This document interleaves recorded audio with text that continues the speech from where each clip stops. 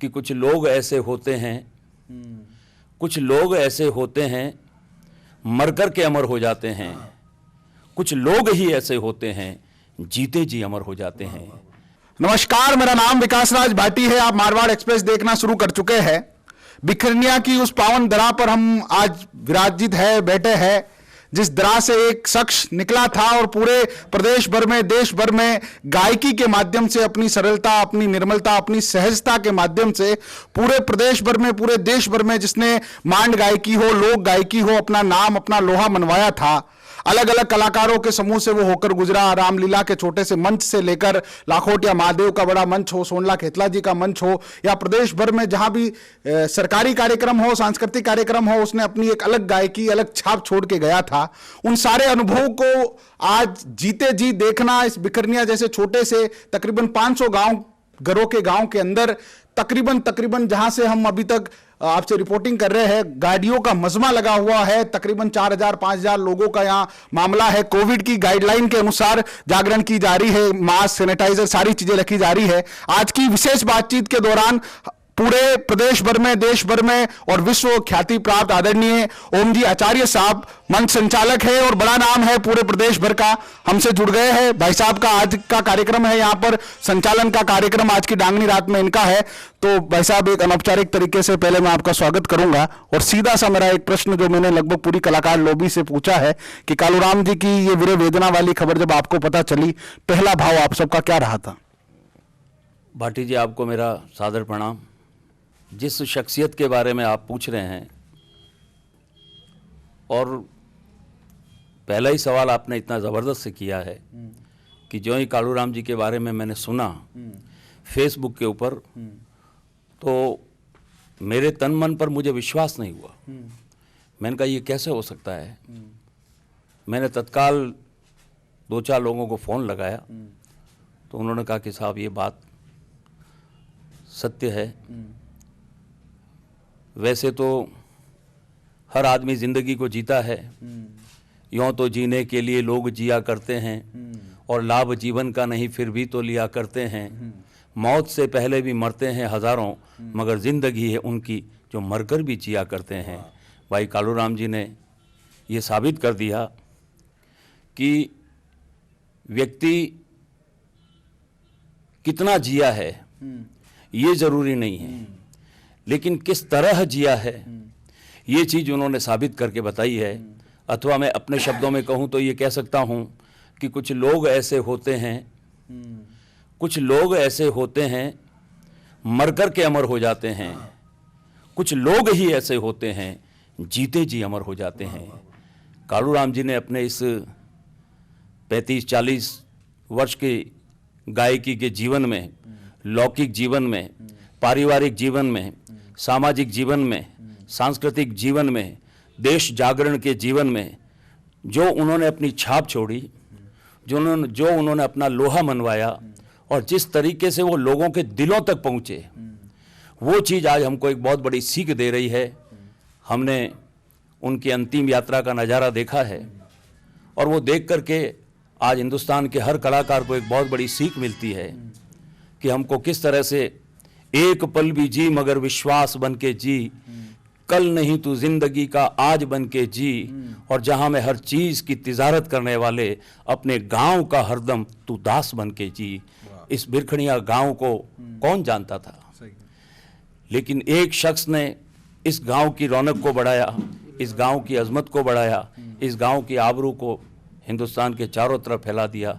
हिंदुस्तान का कोई सूबा ऐसा बाकी नहीं है जिसमें भाई कालूराम जी ने लोक संस्कृति के आंचलिक प्रकोष्ठ से उठी हुई तमाम प्रकार की विधाएं, जैसा कि अभी आपने बताया, चाहे मांड गायकी हो, चाहे सेमी क्लासिकल रहा हो, चाहे राजस्थान का लोक संगीत रहा हो, अथवा तो राजस्थान के लोक नायकों की श्रृंखला में जितने भी लोक संत हुए हैं, उन महान संतों की जो वाणी हैं, उन वाणी को अपने शब्दों के माध्यम से आवाम तक संप्रेषित करके जो इतिहास बनाया है, सोचेंगी क्या जो पीढ़ियां आएंगी इसके बाद, और ये इतिहास झलकियां उन्हें क्या क्या दिखाएगा।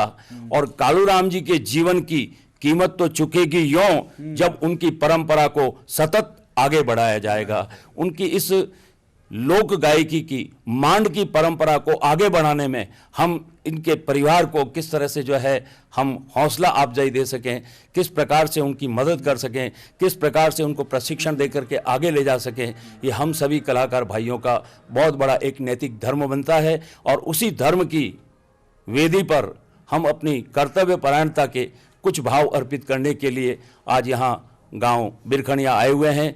पूरे राजस्थान के तमाम जितने भी लोक संस्कृति के स्टार गायक हैं वे लोग सब यहाँ पर हैं, चाहे वे संगीतकार हैं, चाहे वे डायरेक्टर हैं, चाहे वे निर्देशक हैं, चाहे वे इस विधा से जुड़े हुए किसी भी काम को संपादित करने वाले लोग हैं। मल्टीमीडिया से लगाकर, इलेक्ट्रॉनिक मीडिया से लगाकर, प्रिंट मीडिया से लगाकर आज यहाँ उनको श्रद्धांजलि देने के लिए बहुत बड़ा मेला लगा हुआ है। और ये मेला हमको ये बताता है कि हमें अपनी ज़िंदगी को किस तरह से जीना है।